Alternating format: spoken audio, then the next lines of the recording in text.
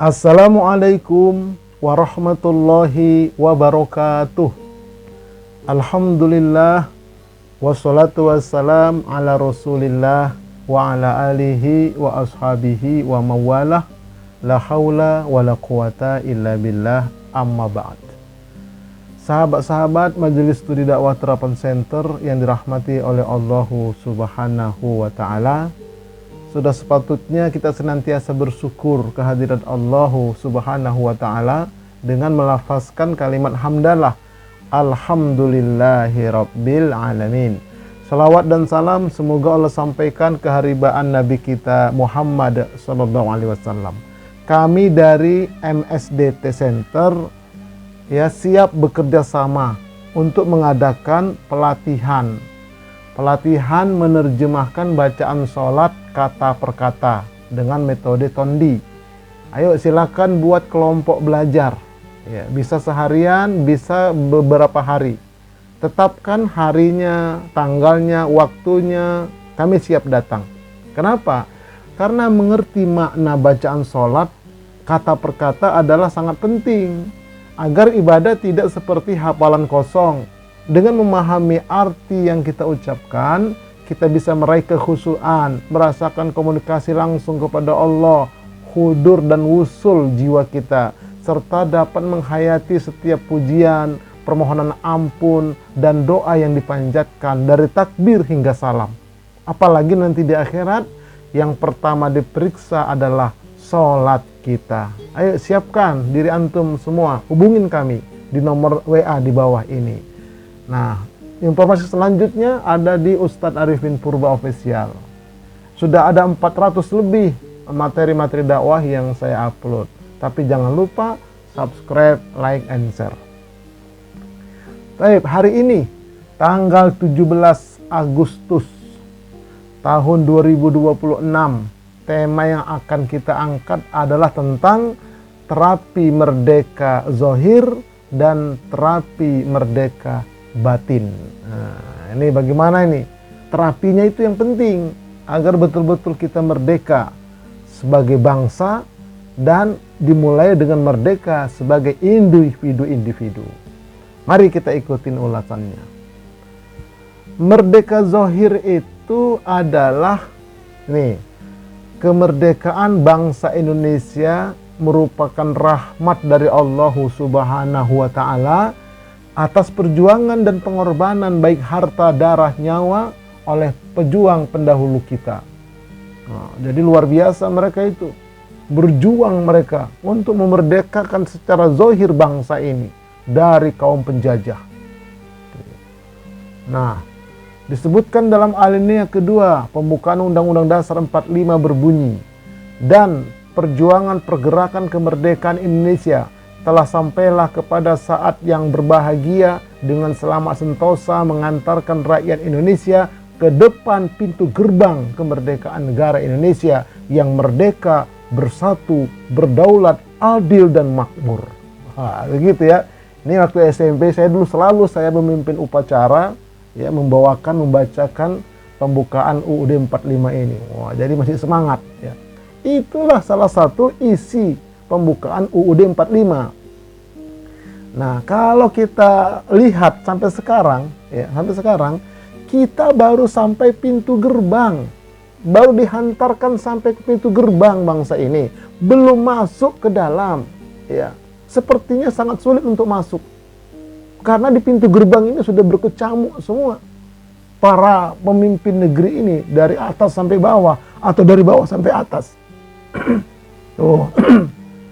Kenyataannya kita lihat yang disebarkan adalah paham kesyirikan. Tidak ada ketegasan dari MUI kita. Paham kapitalisme, pemilik modal besar untuk kepentingan pribadi. Coba itu pemilik modal besar itu semaunya mereka bikin warung-warung. Akhirnya para pedagang-pedagang kecil itu kasihan kita lihatnya. Belum lagi sekularisme, pemisahan agama dan kehidupan. Tidak ada hubungannya politik dengan agama. Jangan bawa-bawa agama ke masjid. Kemudian pemahaman individualisme, mementingkan diri sendiri. Nah, kemudian pemahaman partikularisme, mementingkan kepentingan kelompok. golongan, partainya, serta hedonisme, paham kesenangan materi sebagai tujuan utama. Inilah sekarang ini kita kenyataannya, berada di pintu gerbang. Jadi nggak masuk-masuk kepada kemerdekaan yang hakiki itu. Nah, selanjutnya, masihkah kita perlu heran mengapa setelah hidup di alam kemerdekaan 81 tahun kita merdeka? Kalau orang ini sudah punya cicit ini, 81 tahun. Justru kita sebagai bangsa semakin terpuruk. Ketidakadilan, dominasi kekayaan oleh negara lain, ya, kekayaan alam oleh negara lain, jeratan hutang, gempuran tenaga kerja asing, kemiskinan, pengangguran, tingkat kriminal, ketimpangan sosial, maksiat, kerusakan moral, kebodohan, dan lain sebagainya. 81 tahun kita merdeka. Nah, itu semua adalah bentuk ketidaksyukuran bangsa ini atas nikmat dan rahmat yang telah Allah berikan kepada kita. Makanya Allah mengingatkan, a'udzubillahi minasyaitonirrajim. Wa idz ta'adzana rabbukum la in syakartum la azidannakum wa la in kafartum inna 'adzabi lasyadid. Artinya, dan ingatlah tatkala Tuhanmu memaklumkan sesungguhnya jika kamu bersyukur pasti kami akan menambah nikmat kepadamu, dan jika kamu kufur maka sesungguhnya azabku sangatlah pedih. Jadi kurang bersyukur kita sebagai bangsa dari bawah sampai ke atas. Dan kalau ini berlanjut terus, tidak menutup kemungkinan azab Allah akan turunkan ke bangsa ini. Jangan sampai terlambat kita. Bisa jadi nanti ke depan dihapus dari peta dunia yang namanya negara Indonesia. Bisa jadi nanti misalnya anak Krakatau itu mengamuk dia, digilas kita semua kalau kita kurang pandai bersyukur. Nah, oleh karena itu ini harus kita sadari bersama. Baik. Nah, sekarang kita masuk kepada merdeka batin. Ya. Apa itu merdeka batin? Seorang manusia menurut pandangan syariat Islam barulah akan disebut merdeka bila mana ia sadar dan berusaha keras memposisikan dirinya atau nafsnya atau jiwanya selaku hamba Allah saja dalam segenap dimensi dirinya. Nah, itu baru merdeka dia. Kalau dia masih belum bisa seperti ini, belum merdeka secara batin. Jadi batinnya itu betul-betul hanya menghamba kepada Allah. Dirinya, jiwanya harus betul-betul menghamba kepada Allah, baru merdeka. Nah, dan ia divonis tidak merdeka atau belum merdeka bila mana ia masih menghambakan dirinya kepada selain Allah. Hamba dunia, hamba jabatan, hamba ketenaran, hamba yang lain. Itu belum merdeka, masih terjajah. Nah, karena masih ada ketergantungan dengan selain Allah. Oke. Nah, atau dengan kata lain, kemerdekaan seseorang itu sangat ditentukan pada seberapa besar upaya diri kita menjadikan kalimat tauhid La ilaha illallah sebagai motivator dan sebagai inspirator utama untuk pembebasan diri dari dominasi apapun atau siapapun selain Allah. Nah, ini secara pribadi. Jadi kalau pribadi bangsa ini batin sudah merdeka, maka kemerdekaan zahir itu akan terwujud. Ya, sebagai rakyat batinnya merdeka, sebagai ulama. Nah, karena juga ulama itu terbagi dua, kata Nabi, ada ulama ulama yang jahat, ada ulama hasan, ulama yang baik. Apalagi sebagai pemimpin, baik eksekutif, legislatif, atau yudikatif.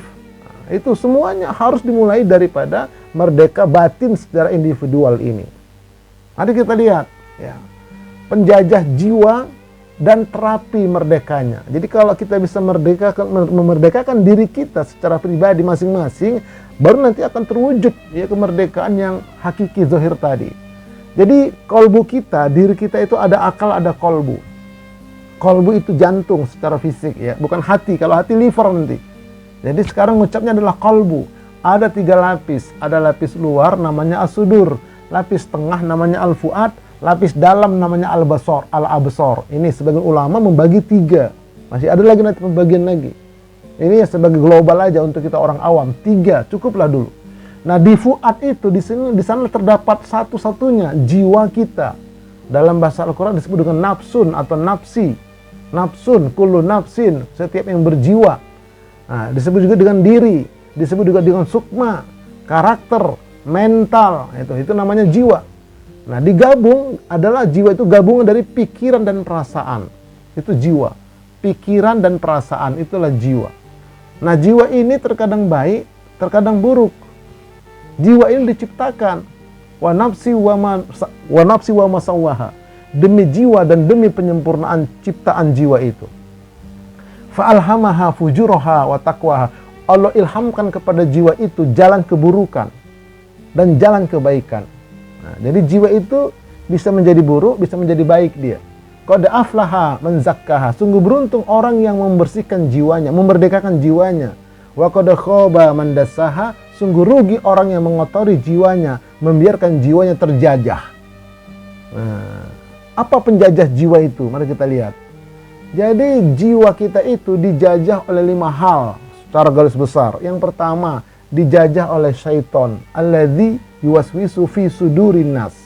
Yang selalu memberikan waswas, yang selalu menggoda, yang selalu ingin menggelincirkan jiwa kita. Jadi penjajah pertama itu adalah setan pada jiwa seseorang itu, supaya menyeleweng. Nah, jadi kalau jiwa itu terjadi oleh setan, maka dia akan menyeleweng dalam berkehidupan, baik sebagai rakyat, apalagi sebagai pemimpin. Jadi sudah terkontaminasi jiwanya oleh setan itu. Siapa lagi? Hawa. Nah, jadi hawa ini adalah keinginan-keinginan yang menyimpang dari syariat, dibawa oleh setan masuk ke jiwa, nafsu, menjadi hawa nafsu dia. Syahwat tuh, syahwat politik, syahwat seksual, baik laki maupun perempuan, dibawa oleh setan sebagai senjata. Hubbud dunia, cinta dunia, itu dibawa oleh setan sebagai alat dia untuk merusak jiwa kita. Ego juga begitu, menjadi orang yang egois. Itu semua penjajah jiwa. Nah, kemudian yang ketiga adalah bintik-bintik hitam akibat dosa.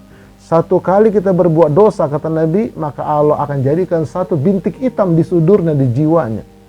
Ya, dua dosa, 2 bintik hitam. Kalau 1000 dosa, 1000 bintik hitam di jiwa itu, maka lama-lama jiwa itu menjadi gelap dia. Kalau sudah gelap pun nanti perbuatannya juga kalap jadi. Nah, kemudian yang keempat, penyakit-penyakit kolbu, syirik, nifak, emosi, tamak, rakus, dan sebagainya. Itu penyakit-penyakit itu ada di sudur, dibawa oleh setan, nempel ke jiwa, dijajah kita oleh penyakit-penyakit kolbu itu. Nah, baru yang kelima, jin korin.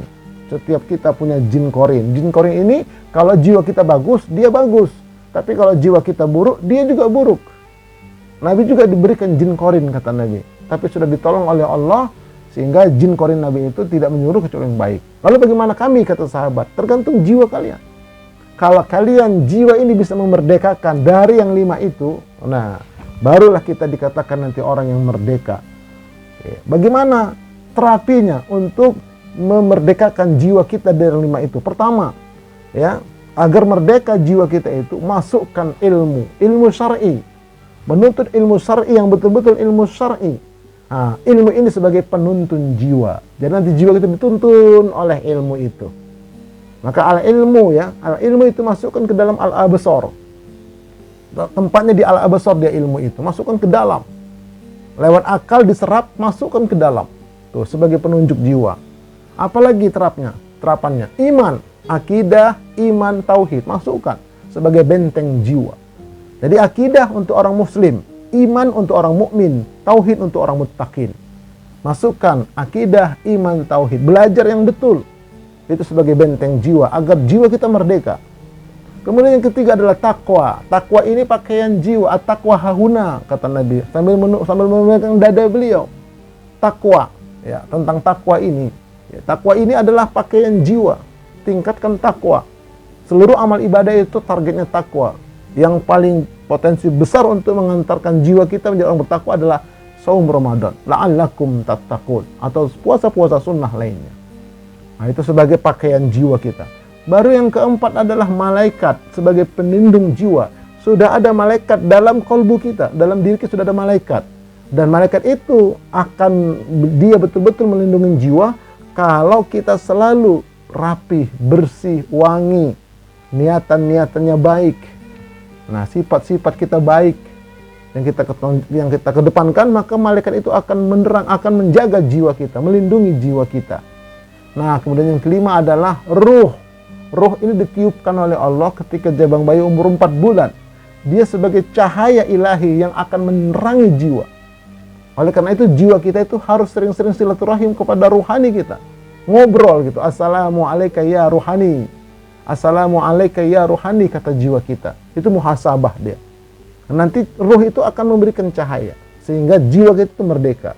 Nah, kalau pribadi kita bisa melakukan terapi merdeka batin ini, maka nanti dia tadi akan menjadi seorang pemimpin yang betul-betul akan membawa bangsa ini ya kepada yang betul-betul kita harapkan bersama. Ini kita belum nyampe, belum bisa. Kenapa? Karena pribadinya seperti ini masih.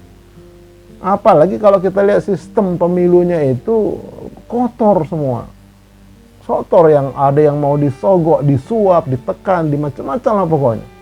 Belum lagi di belakang itu nanti ada yang nyetel. Aduh, udah rusak betul-betul. Ya udah rusak betul-betul. Nah, kenapa tadi? Karena pribadi tidak merdeka secara batin. Ini tugas kita ke depan. Nah, agar mencapai hakikat kemerdekaan, kita wajib melawan dan berjihad dengan segala bentuk pengorbanan. Allah berfirman, wa amma man khafa maqama rabbih wa nahan nafsa 'anil hawa fa innal jannata hiyal ma'wa. Dan adapun orang-orang yang takut akan kebesaran Tuhannya dan berusaha menahan diri, memerdekakan diri, memerdekakan jiwanya atau pikiran perasaannya dari keinginan hawanya, maka sesungguhnya surga jannatul ma'walah tempat kembalinya kelak. Nah, jadi inilah perjuangan kita agar betul-betul jiwa kita merdeka dari hawa.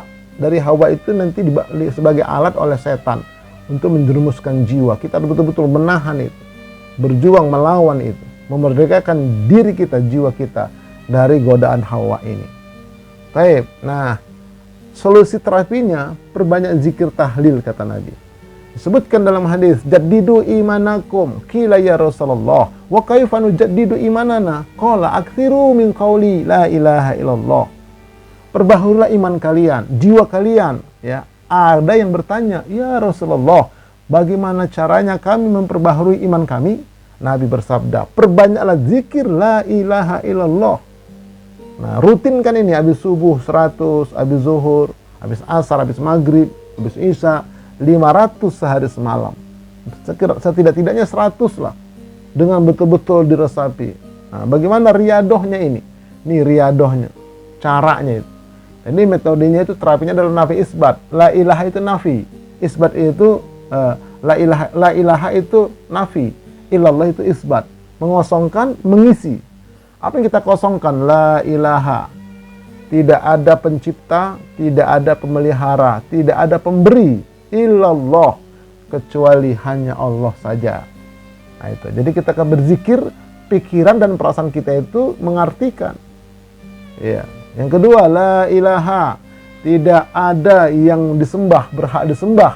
Illallah, hanya Allah saja. Yang ketiga, la ilaha, tidak ada tempat meminta. Illallah, kecuali hanya Allah saja. La ilaha, tidak ada tempat berlindung. Illallah, kecuali hanya Allah saja. La ilaha, tidak tempat berharap. Illallah, kecuali hanya Allah saja. La ilaha, tidak ada tempat mengadu. Illallah, kecuali hanya Allah saja. Jadi mengadu kepada Allah, bukan kepada status pribadi dimasukkan ke sosial media. Tahu orang semua, mengadulah kepada Allah. Tuh, ya, ini cara zikirnya, dengan tenang, dengan lembut. Ya. Kalau kita baca ini dengan tenang, berzikir menghadap kiblat dalam keadaan berwudu atau tidak berwudu juga boleh. Itu 5 menit lah.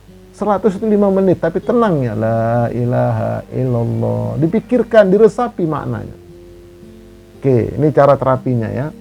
Baik, kesimpulannya adalah bangsa yang merdeka adalah bangsa yang mampu memerdekakan rakyatnya dari ketergantungan ekonomi dan politik dari bangsa-bangsa lain, serta mampu membangun kemandirian ekonomi dalam mengelola sumber ekonomi negaranya untuk menggapai kehidupan yang mandiri, adil dan sejahtera, serta bermartabat.